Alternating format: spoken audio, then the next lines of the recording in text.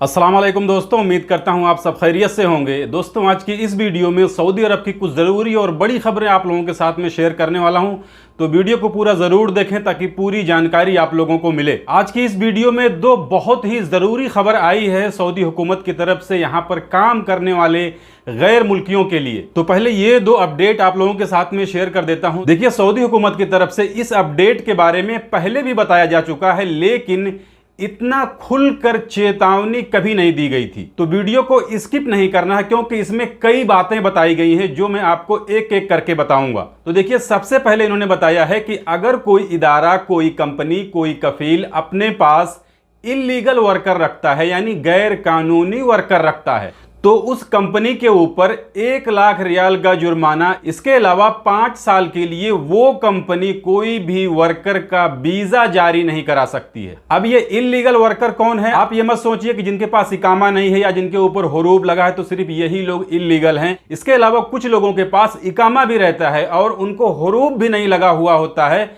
फिर भी वो इल्लीगल होते हैं। कैसे होते हैं वो मैं आगे आपको वीडियो में बताऊंगा, लेकिन इसमें जो और बातें बताई गई हैं पहले वो आप जान लीजिए। तो मैंने क्या बताया, उस कंपनी के ऊपर 1 लाख रियाल का जुर्माना और 5 साल के लिए उसको वीजा नहीं मिलेगा। इसके अलावा जिसकी वो कंपनी है, जो उस कंपनी का मालिक है और जो उसका मैनेजर है, इनको 1 साल की जेल भी हो जाएगी। यानी 1 लाख रियाल का जुर्माना तो कंपनी के ऊपर लगा है, लेकिन उस कंपनी के ओनर को 1 साल की जेल हो जाएगी।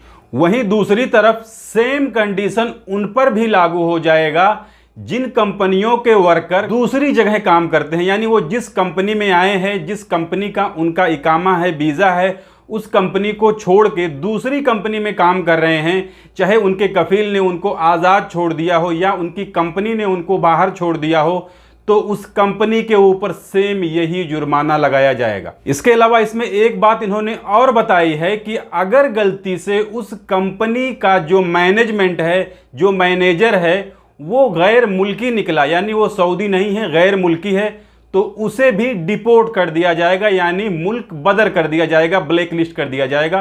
फिर वो सऊदी अरबिया के अंदर दोबारा नहीं आ सकता है। दोनों जगहों से, चाहे वो जिस कंपनी में काम करने के लिए गया है उसका मैनेजर हो या वो जिस कंपनी से गया है उसका मैनेजर हो। तो देखिए, इसमें उन्होंने क्या बताया है कि जो इल्लीगल वर्कर होंगे, यानी गैर कानूनी वर्कर होंगे, तो गैर कानूनी वर्कर कौन से हो गए?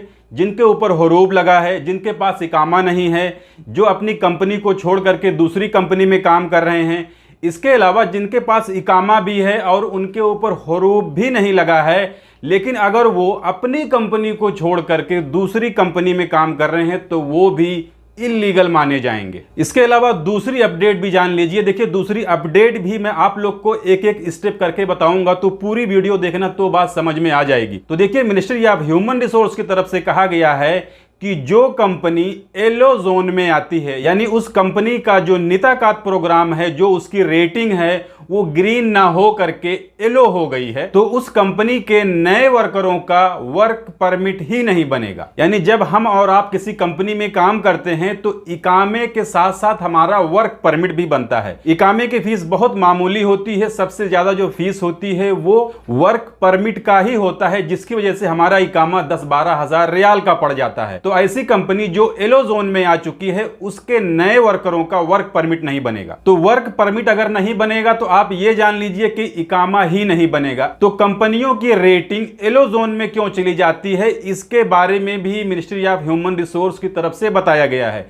देखिए, जब से सऊदीजेशन का कानून आया है तब से हर कंपनी वाले को यह कह दिया गया है कि कुछ % आपकी कंपनी के अंदर सऊदी लोग काम करेंगे। तो बहुत सी कंपनियों ने अपने कंपनी के अंदर अपना सरकारी काम ना रुकने के लिए सऊदी लोगों को हायर किया है, उनको नौकरी पर रखा है। लेकिन बहुत सी कंपनियां अभी ऐसी हैं जो सऊदियों को अपने पास काम पर नहीं रखी हैं, या रखी भी हैं तो बहुत कम तादाद में। यानी जो परसेंटेज बताया गया है हुकूमत की तरफ से, वो परसेंटेज को फुलफिल नहीं कर रही हैं, जिसकी वजह से वो कंपनी येलो जोन में चली गई है। उसका जो रेटिंग है वो येलो जोन में है। तो ये भी एक तरीके से आप ये समझ लीजिए कि कंपनियों के ऊपर हुकूमत की तरफ से एक प्रेशर डाला जा रहा है कि अपनी कंपनियों के अंदर सऊदी लोगों की संख्या को बढ़ाएं, सऊदी वर्करों की तादाद को बढ़ाएं। इसमें एक अच्छी बात यह है कि हुकूमत की तरफ से ये नहीं कहा गया है कि उस कंपनी के जितने वर्कर हैं उनका वर्क परमिट नहीं बनेगा।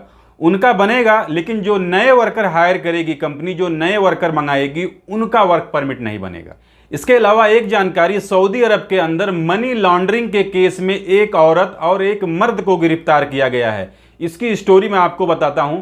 देखिए, ये जो औरत है ये सऊदी शहरी है, लेकिन जो उसका शौहर है वो गैर मुल्की है। तो ये दोनों मिलकर एक फर्जी कंपनी चला रहे थे। वो कंपनी उस औरत के नाम पे थी, लेकिन उस कंपनी का हिसाब किताब, यानी जो भी मैनेजमेंट का काम होता है मैनेज करने का, वो उसका गैर मुल्की शौहर देखता था, जिसके बदले में वो औरत अपने शौहर को 10,000 रियाल महीना तनख्वाह देती थी। तो जैसा कि सऊदी अरब के अंदर अभी हर चीज पर नजर रखी जा रही है कि कौन कितना पैसा कहां ट्रांसफर कर रहा है, तो इसमें यह देखा गया कि बहुत कम समय में 63 मिलियन रियाल सऊदी अरब से दूसरे मुल्क उस कंपनी के थ्रू भेजा गया है, जिसकी वजह से उस कंपनी के बारे में हुकूमत ने जब जानकारी इकट्ठा की तो पता चला ये कंपनी फर्जी है। तो अब उस सऊदी औरत और जो उसका शौहर था गैर मुल्की, इन दोनों को अरेस्ट कर लिया गया है और दोनों को 12 साल की सजा हुई है, यानी 6-6 साल की, मजमूई तौर पर दोनों को 12 साल की सजा हुई है।